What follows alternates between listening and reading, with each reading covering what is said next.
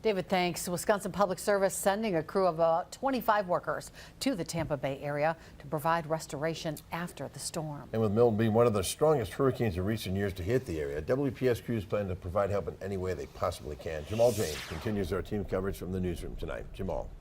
The 25 Wisconsin Public Service crew members heading down to Florida have volunteered to give up 2 weeks of their time away from their families to lend a hand to those going through a tough time. Workers say even though their families wish they could be home, they understand what needs to be done and they're in full support.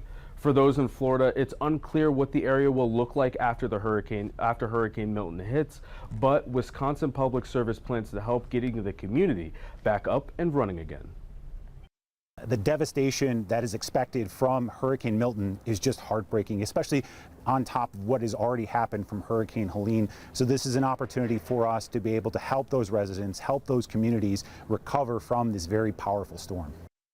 WPS is expected to reach the area after the hurricane hits, providing services to knock down wires, broken utility poles, and other systems that need repair. Bill and Cammie.